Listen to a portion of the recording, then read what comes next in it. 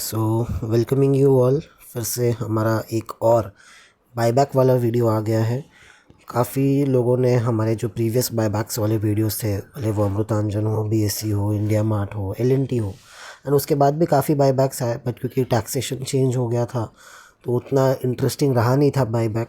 अभी भी अगर आप देखेंगे लास्ट ईयर जो टैक्सेशन चेंज हुआ है उसके बाद लोगों का बायबैक के अंदर पार्टिसिपेट करना थोड़ा कम हो गया। लोग इंटरेस्ट कम रखते हैं बायबैक के अंदर पार्टिसिपेट कर पाना। बट अगेन क्योंकि एक बड़ा बायबैक है, बड़ी कंपनी का बायबैक है, तो यहाँ पर कुछ अलग क्राइटेरियाज भी है जिसके अंदर अगर कोई समझिए लोअर टैक्स स्लैब में आ रहा है, अप टू 5% तक अगर कोई टैक्स स्लैब में आ रहा है तो उनके लिए बायबैक इंटरेस्टिंग है। अगर कोई 12 लाख के नीचे इनकम अर्न कर रहा है तो उनके लिए तो ये बायबैक काफ़ी ज़्यादा इंटरेस्टिंग है। तो वो एक बार डिस्कस कर लेते हैं और उसके बाद आप आपका डिसीजन बना सकते हैं आपको अप्लाई करना है कि नहीं करना है बायबैक में। अगेन ये वीडियो जो मैं बना रहा हूँ प्योरली फॉर एजुकेशनल पर्पस है, किस तरीके से बायबैक का कैलकुलेशन होता है, किस तरीके से आप भी कर सकते हैं इसे। एंड उसके बाद जो भी डिसीजन लेना है परचेज़ का, सेल का, पार्टिसिपेट करना है नहीं करना, वो सोलली आपका डिसीजन होगा। उसमें आप आपके फाइनेंशियल एडवाइज़र से एक बार कंसल्ट ज़रूर कर लीजिएगा। तो बात करें इन्फोसिस के बायबैक की, तो जैसे कि हर एक बायबैक में होता है, अभी तक के लिए फ़िलहाल के लिए प्रॉपर डिटेल्स आई नहीं है। खाली कंपनी ने कहा है कि हम 18,000 करोड़ का बायबैक करेंगे, ना ही रिकॉर्ड डेट कंपनी ने अनाउंस की है। उसके लिए कंपनी ने कहा है हम अलग से एक बोर्ड मीटिंग करने वाले हैं। अब वो कब होती है, उसके बाद कब रिकॉर्ड डेट निकल के आती है, जो रिटेल शेयर होल्डर्स है उनके लिए कितना % अलोकेशन होता है, बट यूजुअली देखा ये गया है उसके बेसिस पे हम पहले कर रहे हैं। एंड बाद में अगर कुछ चेंजेस हुआ तो उसके बेसिस पे हम एक वीडियो भी फिर से बना देंगे कि ये चेंजेस है, उस वजह से ये इम्पैक्ट हो सकता है। बट अभी के लिए जैसे नॉर्मली बायबैक्स में होता आया है, 15% जो होता है वो रिटेल शेयर होल्डर्स के लिए रिजर्व्ड रहता है किसी भी बायबैक के अंदर। अब इसका मतलब क्या, and what is retail share holder? Retail share holder वो होता है जिसके पास कंपनी के 2 लाख रुपए से कम के शेयर्स होते हैं अपने डीमैट अकाउंट में। एक पैन पे भले कितने भी डीमैट अकाउंट होने दो, ओवरऑल लेवल, पैन लेवल के ऊपर अगर 2 लाख रुपए से कम शेयर है किसी एक कंपनी के, तो वो उस कंपनी के लिए रिटेल शेयर होल्डर बन जाता है। इन्फोसिस के केस में अगर हम बात करें, 18,000 करोड़ का बायबैक है। अगर हम 15% जो रिज़र्व करते हैं रिटेल शेयर होल्डर के लिए, वो अगर किया जाता है तो 2700 करोड़ जो है वो रिटेल शेयर होल्डर्स के लिए अलग से बायबैक के अंदर रिजर्व्ड पोर्शन रहेगा, जहाँ पे 18,000 करोड़ में सभी पार्टिसिपेट करेंगे। बट उस 18,000 करोड़ में 2700 करोड़ का जो प्रायोरिटी दिया जाएगा वो रिटेल शेयर होल्डर्स को दिया जाएगा। टोटल नंबर ऑफ़ शेयर्स कितने? अभी जब इन्फोसिस ने बायबैक का अनाउंसमेंट किया था, उन्होंने एक शीट भी जारी की थी, एनेक्सर जारी किया था, जिसके अंदर उन्होंने के प्रमोटर के पास कितना है, एफपीआईस के पास कितना है, म्यूचुअल फंड्स के पास कितना है, public share holding, corporate holding के पास कितना है, उन्होंने सब कुछ डिस्क्लोज़ किया था।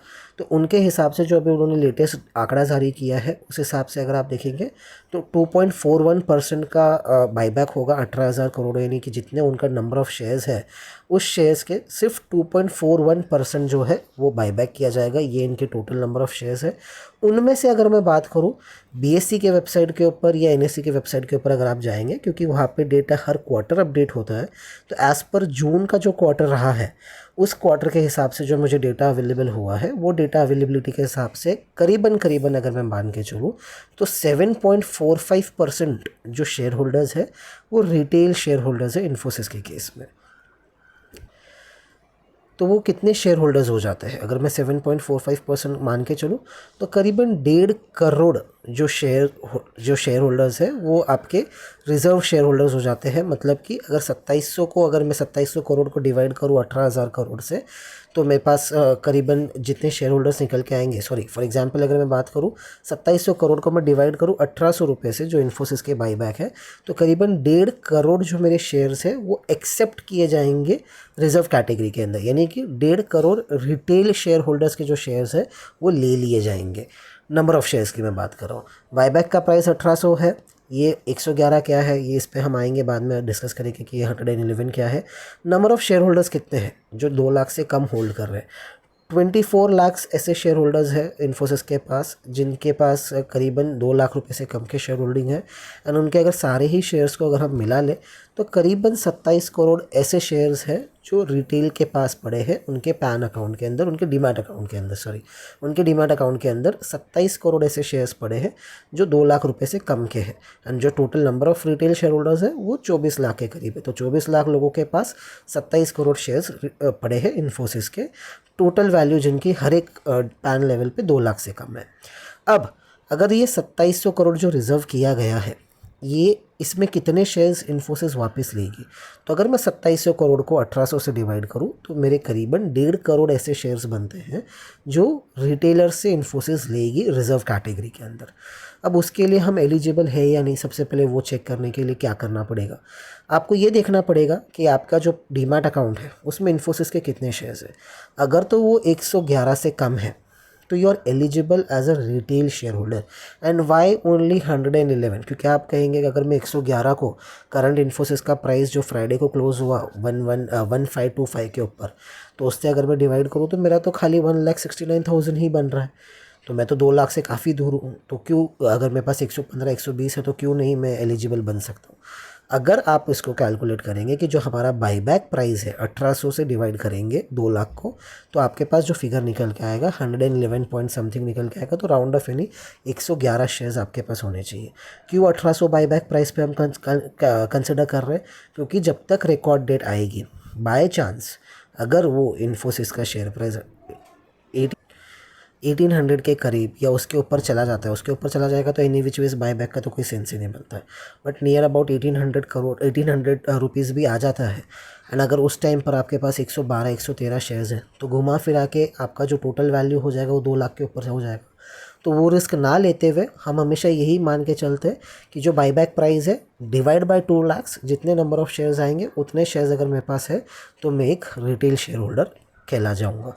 तो वो देखते हुए 111 से ज़्यादा अगर आपके पास शेयर है इन्फोसिस के तो चाहिए तो आप उसको रिड्यूस कर सकते हो, फिर आप रिटेल शेयर होल्डर के कैटेगरी में एलिजिबल हो जाओगे। या फिर आप अगर बड़े शेयर होल्डिंग के कैटेगरी में अगर आप अप्लाई करना चाहते हो तो उसका कैलकुलेशन पूरा ही अलग बैठेगा। तो यहाँ पर अगर हम मान के चलें कि 111 शेयर्स अगर मेरे पास है इन्फोसिस के, मैं रिटेल शेयर होल्डर हूँ, अब मेरे को क्या बेनिफिट है? दो सिनेरियो है। एक कि मैं लॉन्ग टर्म से होल्ड करता आ रहा हूँ शेयर्स एंड मुझे लॉन्ग टर्म ही रखना है, मुझे नहीं चाहिए कि मेरे कुछ भी शेयर कम्स हो, ठीक है, तो मैं बाईबैक में अप्लाई नहीं कर रहा। दूसरे वो कैटेगरी के लोग कि जो सोच रहे हैं कि बाईबैक से अगर कुछ फ़ायदा मिल सकता है, 5-10 हज़ार 15 हज़ार 20 हज़ार अगर मेरे को कुछ बेनिफिट मिल सकता है तो उस बेनिफिट को मैं कैसे अपने लिए यूज़ करूँ। अब उस बेनिफिट को यूज़ करने के लिए कंसीडरिंग कि जो इन्फोसिस का प्राइस है जिस पे आपने शेयर्स लिए वो 1525 है, फ्राइडे की क्लोजिंग की बात करूँ, हो सकता है जब तक रिकॉर्ड डेट आए शेयर गिर जाए, 1500 से भी नीचे चला जाए, 1400 के आसपास आ जाए, कुछ भी प्राइस हो सकता है, 1600 भी जा सकता है। बट अब मान के चलते हैं कि 1525 जो फ्राइडे की क्लोजिंग प्राइस है उस प्राइस के आसपास आप लोगों ने शेयर्स इकट्ठे किए। 111 शेयर्स अगर आप उस प्राइस के आसपास एवरेजली बाय करोगे तो आपके लगेंगे 1,70,000 1,69,275 टू बी प्रिसाइज, इतना पैसा लगेगा। बट हम मान के चलते 170 आपका लगेगा। अब 1800 क्योंकि बाईबैक प्राइस है, 1525 मेरा बाइंग प्राइस है, यानी 275 रुपीज़ मुझे पर शेयर बेनिफिट मिल रहा है। अब इस बेनिफिट को अगर मैं मान के चलूँ कि मुझे नेट कितना बेनिफिट मिलेगा एंड किस लेवल तक अगर इन्फोसिस का प्राइस बाईबैक के बाद गिरता है तो मैं सेफ़ हूँ। अब मान के चले कि अगर मेरे पास 111 शेयर्स है, 275 रुपीज़ पर शेयर मेरे को बेनिफिट मिल रहा है। एज़ पर माई कन्वीनियंस 10% का अगर बायबैक एक्सेप्टेंस रेशो आता है कि अगर ये सारे के सारे जो शेयर होल्डर्स है, 24 लाख जो शेयर होल्डर्स हैं और इनके पास जो 27 करोड़ शेयर होल्डिंग है, अगर सबके सब जाके अप्लाई कर देते तो फिर देखिए 10% का 1% भी मेरा एक्सेप्टेंस रेशो नहीं आएगा। बट यूजुअली ऐसा होता नहीं है, आधों को पता नहीं होता है, आधों को इंटरेस्ट नहीं होता है, मतलब XYZ काफ़ी कारण होते हैं। कोई हायर टैक्स लैब में आता है, इस वजह से भी वो अब की बार अप्लाई नहीं करेगा। वो भी क्यों, वो भी हम डिस्कस करेंगे वीडियो के एंड में, वो टैक्सेशन वाला पार्ट हम बाद में डिस्कस करेंगे। बट फॉर एग्जांपल मान के चलते कि 10% अगर मेरा एक्सेप्टेंस रेशो निकल के आता है, काफ़ी कम लोग अप्लाई करते हैं, 10% तक कंपनी कहती है कि ठीक है, अगर जितने भी लोगों ने अप्लाई किया उसके हिसाब से 10% सभी के शेयर्स लिए जा रहे हैं, तो करीबन मेरे 111 में से 11 शेयर्स कंपनी ले लेगी। मेरे पास जो शेयर्स बचेंगे 111 माइनस अगर मैं 11 करता हूँ तो 100 शेयर्स मेरे पास बचेंगे।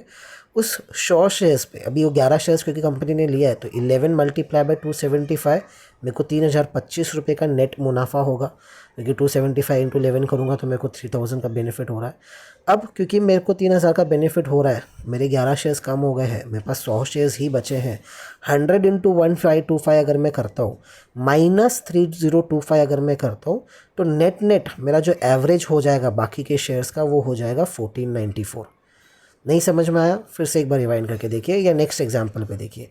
अब मान के चलते कि और भी कम लोगों ने अप्लाई किया, कंपनी कहती है कि 20% हम आपके शेयर्स ले लेंगे, तो कंपनी क्या करेगी, 111 अगर आप पूरा अप्लाई करोगे 22 शेयर्स कंपनी आपके ले लेगी।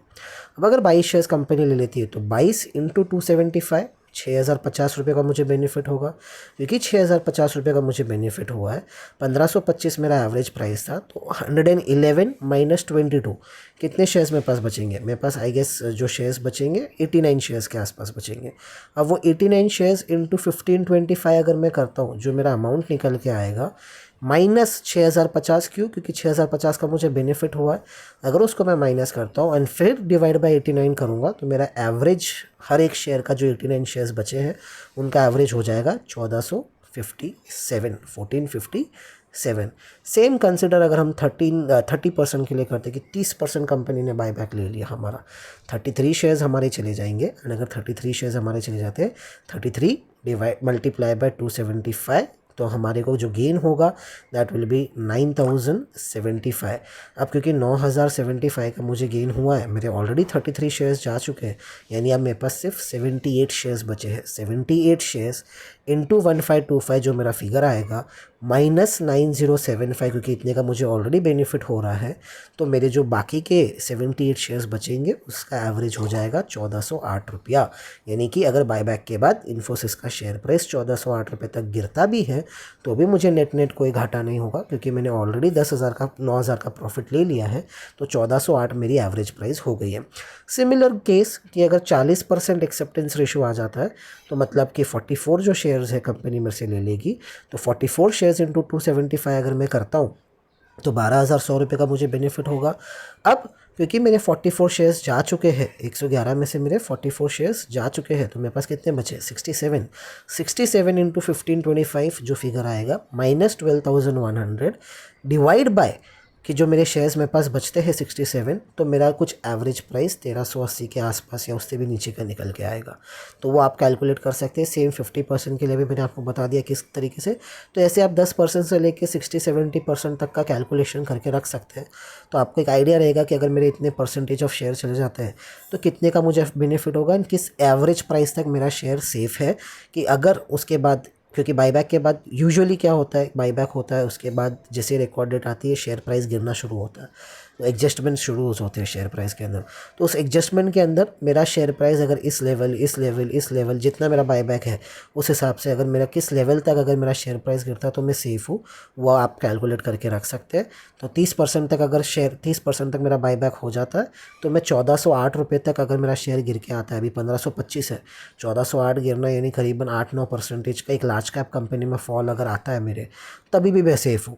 तो वो देखते हुए आपको एक आइडिया लग जाएगा कि किस प्राइस तक आप सेफ़ हैं। इस बार बायबैक के अंदर टैक्सेशन का आप ध्यान रखिएगा। अगर तो आप 5% एंड बिलो के टैक्सेशन में आते हैं तो डेफिनेटली आपके लिए बायबैक एक इंटरेस्टिंग बायबैक हो सकता है। क्यों? क्योंकि इससे पहले बायबैक का जो इनकम था उससे directly as an other income नहीं ऐड किया जाता था, उसका एक अलग से टैक्सेशन हुआ करता था, इसके लिए वो लुक्रेटिव हुआ करता था। अब क्योंकि बायबैक के जो भी इनकम होगा उसे एज एन अदर इनकम आपके इनकम में ऐड कर दिया जाएगा। तो फॉर एग्जांपल के लिए अगर मेरे को समझिए कोई अगर हायर टैक्स स्लैब में आता है और उसको अगर समझो 10% भी शेयर एक्सेप्ट होता है, 3000 रुपये का भी बेनिफिट होता है, एंड अगर कोई 30% टैक्स स्लैब में आ रहा है, उसके इनकम में 3000 रुपये ऐड कर दिया जाएगा, उस पर 30% निकाल दिया जाएगा। तो 3000 का 30% कितना होता है? अगर 3000 का 30% आप निकाल के चलेंगे तो 900 रुपये तो मेरे को टैक्स भरने में आएगा। तो वो टैक्सेशन काटने के बाद तो मुझे सिर्फ 2000 रुपये का ही फ़ायदा हुआ। तो मेरे लिए तो ये 1494 का प्राइस रहेगा ही नहीं, मेरे लिए तो और भी वो प्राइस वहाँ से ऊपर हो जाएगा, 1510 के आसपास निकल के आएगा। तो मेरे लिए तो उतना लुक्रेटिव रहेगा ही नहीं। तो उस केस में जो हायर टैक्स स्लैब में आता है, रिटेल होल्डर है बट हायर टैक्स स्लैब में आ रहा है, वो मोस्ट केसेस में अप्लाई करेगा ही नहीं बायबैक के अंदर, क्योंकि उसको पता है कि उसको कोई बहुत बड़ा बेनिफिट तो होने वाला नहीं है, तो इतना तामझाम क्यों करे। तो इसके लिए अगर आपकी इनकम 12 लाख के नीचे है डेफिनेटली आपको बायबैक में करना चाहिए, आपको काफ़ी अच्छा बेनिफिट हो सकता है। आप आपके एडवाइज़र से कंसल्ट कर लीजिए, या अप टू 5% भी है तो भी आपको एक काफ़ी अच्छा बेनिफिट आपके बायबैक में हो सकता है, तो वो भी आप कंसिडर करवा लीजिए आपके फाइनेंशियल एडवाइज़र से, एंड फिर आप डिस्कस करके ले सकते हैं। अब अगर मैं बात करूँ शेयर होल्डिंग पर्सपेक्टिव से कि अगर मेरे पास शेयर है तो मुझे क्या करना चाहिए, देखिए ये जस्ट एक एनालिसिस है। आप अपने शेयर होल्डर अपने एडवाइज़र से डेफिनेटली कंसिडर कीजिएगा, फिर ही जो भी डिसीजन आपको लेना है लीजिएगा। अब अगर मैं बात करूँ इन्फोसिस की, 1 वीक का टाइम फ्रेम अगर हम लेकर चलते हैं, क्योंकि अभी तक रिकॉर्ड डेट आई नहीं है, कितना टाइम लगेगा यू नेवर नो। 1400 के आसपास डेफिनेटली वीकली चार्ट पे भी अगर आप देखेंगे एक काफ़ी अच्छा आपको सपोर्ट देखने को मिल रहा है। 1400 अगर आप देखते हैं तो एक काफ़ी अच्छा सपोर्ट है वीकली टाइम फ्रेम के ऊपर। उस लेवल तक हार्डली चांसेस है कि आपको मिले बायबैक के पहले, बट इन अदर सिनारियो कुछ गड़बड़ हो जाती है, किसी वजह से मार्केट में कुछ करेक्शन आ जाता है, कुछ भी XYZ कारण का, जैसे अगर 1400 के करीब मिलता है तो और भी लुक्रेटिव बन जाएगा। 1500 से लेके 1475 के बीच में मिलता है, 1475 के बीच में मिलता है। अगेन अ गुड प्राइस जहाँ पर आप कंसिडर कर सकते हो, 1 वीक पहले तक उस प्राइस पे भी था, तो अगर बाय चांस मिल गया तो डेफिनेटली कंसिडर किया जा सकता है।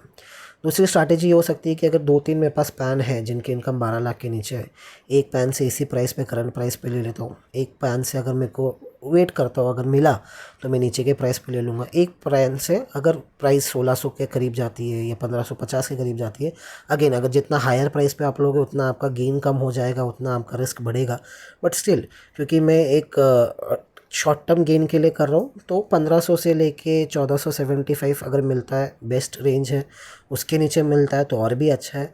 दूसरा कैटेगरी ये हो सकता है कि किसी ने 2000-1800 के आसपास बाय किया है, अब वो लॉस में होगा क्योंकि 1525 चल रहा है। किसी को अगर एग्ज़िट लेना है, कोई अगर 1800 के आसपास बाय किया है एंड किसी को अगर एग्ज़िट लेना है तो 1525 पे एग्ज़िट ना लेकर आप टेंडर कर दीजिए आपके शेयर्स बायबैक के अंदर, जितने भी आपके एक्सेप्ट होते हैं, 1 शेयर हो, 2 शेयर हो, 10 शेयर हो, जितने भी शेयर आपके एक्सेप्ट होते हैं 1800 के आसपास, एटलीस्ट उतने शेयर्स को आप फ्री कर सकते हो, वो कैपिटल को आप किधर और यूज़ कर सकते हैं। तो ये सब आप आपके फाइनेंशियल एडवाइज़र से डिस्कस कर लीजिएगा एंड उसके बेसिस के ऊपर वो बता देंगे करना क्या है। बट ये अगेन रिटेल शेयर होल्डर के बेसिस के ऊपर मैंने कैलकुलेशन किया था। वीडियो इन्फॉर्मेटिव लगा हो, कुछ नया लगा हो, आपके लिए भी कुछ इन्फॉर्मेशन ऐसी है कि जिसका आप शॉर्ट टर्म में बेनिफिट ले सकते हैं, डेफिनेटली वीडियो को लाइक कीजिएगा, चैनल को भी सब्सक्राइब कीजिएगा, एंड अगर कुछ क्वेरी हो तो आप कमेंट सेक्शन में भी पूछ सकते हैं। Thank you.